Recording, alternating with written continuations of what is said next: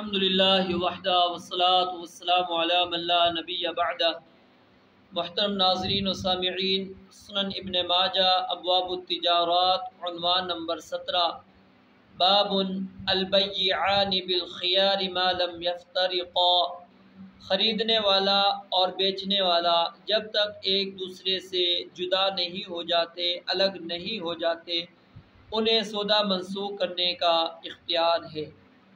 حدیث نمبر 2181، حدثنا محمد بن رمح المصری انبأنا اللیث بن سعد عن نافع عن عبد الله بن عمر عن رسول الله صلی اللہ علیہ وسلم قال اذا تبايع الرجلان فكل واحد منهما بالخيار ما لم يفترقا وكانا جميعا او يخير احدهما الاخر فان خير احدهما الاخر فتبايعا على ذلك فقد وجب البيع وان تفرقا بعد ان تبايعا ولم يترك واحد منهما البيع فقد وجب البيع۔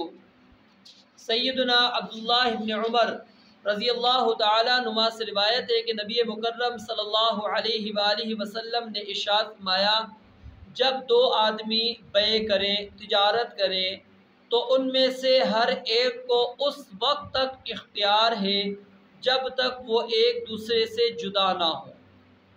یہاں جدا ہونے سے مراد تفرق بالابدان ہے، تفرق بالمجالس یہ ہے۔ اس میں علماء کرام کا اختلاف ہے کہ تفرق بالابدان یا تفرق بالمجالس۔ تفرق بالابدان کا مطلب یہ ہوتا ہے کہ آپ سے میں نے سودا طے کیا، آپ اور میں ایک چیز خرید رہے اور بیچ رہے ہیں۔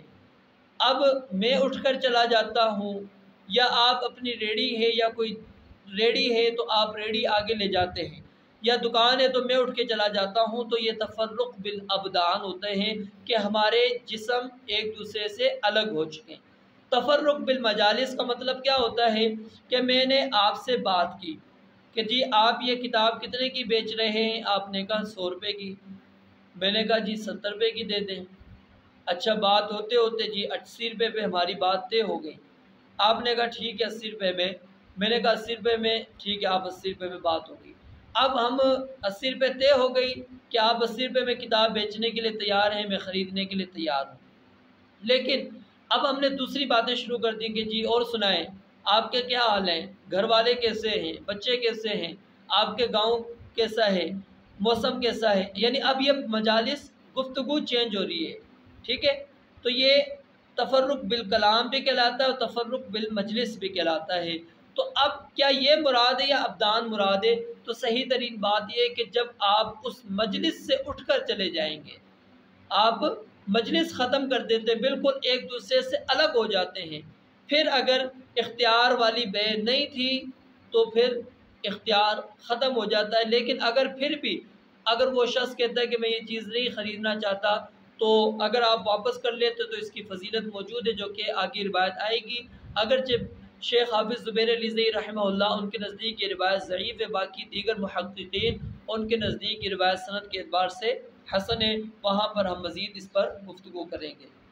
تو نبی علیہ الصلوۃ والسلام نے فرمایا کہ ہر ایک کو اس وقت تک اختیار ہے جب تک وہ ایک دوسرے سے جدا نہ ہو اور اکٹھے ہوں، یا ان میں سے ایک شخص دوسرے کو اختیار نہ دے، یعنی اختیار والی بیع بھی نہیں ہوئی۔ اگر ایک نے دوسرے کو اختیار دے دیا اور انہوں نے اس شرط پر بیع کر لی تو یہ تجارت واجب ہو گئی، اور اگر تجارت کے بعد وہ ایک دوسرے سے جدا ہو گئے اور دونوں میں سے کسی نے اس تجارت کو ترک نہ کیا تب بھی بیع واجب ہو گئی۔ تو یہاں سے یہ بات ثابت ہو گئی کہ جب آپ نے سودا ایک طے کر لیا، سودا طے کرنے کے بعد اگر تو آپ نے میعاد مقرر کر لی کہ جی اگر میں نے کل تک آپ کے پاس وقت ہے، دیکھیں چیز پسند نہیں آتی آپ واپس کر سکتے ہیں، تو اگر کل تک آپ نے واپس نہیں کی تو سمجھے تجارت پکی ہو گئی، بیع واجب ہو گئی۔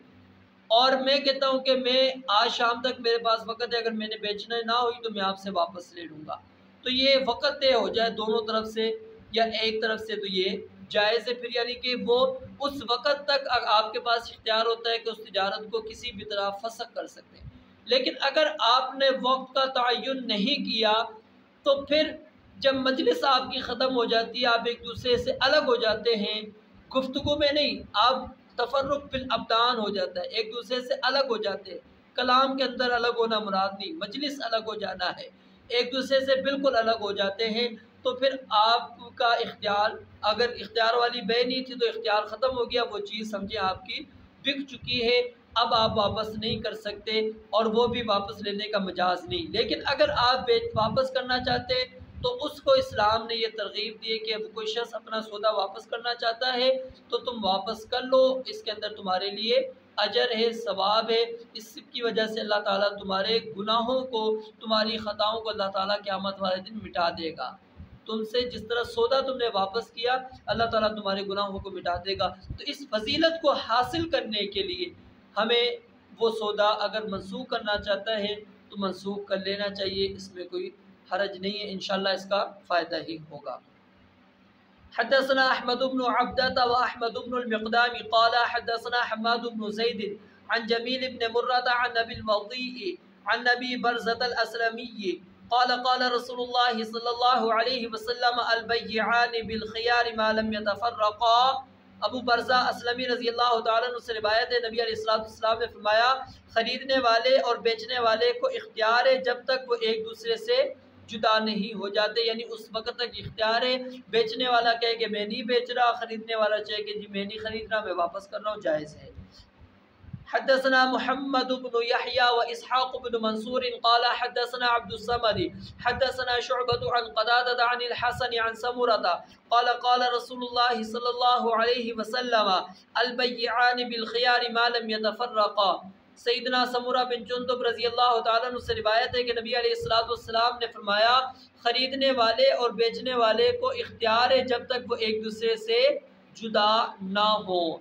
تو ان روایات کے اندر یہ باتیں موجود ہیں کہ جب تک مجلس کے اندر موجود ہیں، چاہے وہ گفتگو کا موضوع تبدیل ہو چکا ہو، جب تک مجلس ختم نہیں ہو جاتی، ایک دوسرے سے وہ الگ نہیں ہو جاتے، دونوں کو اختیار ہے کہ وہ سودا اگر فسخ کرنا چاہیں، ختم کرنا چاہیں تو ختم کر سکتے ہیں۔ رب العالمین سے دعا ہے اللہ تعالیٰ سمجھنے اور عمل کرنے کی توفیق عطا فرمائے۔ وآخر دعوانا الحمدللہ رب العالمین۔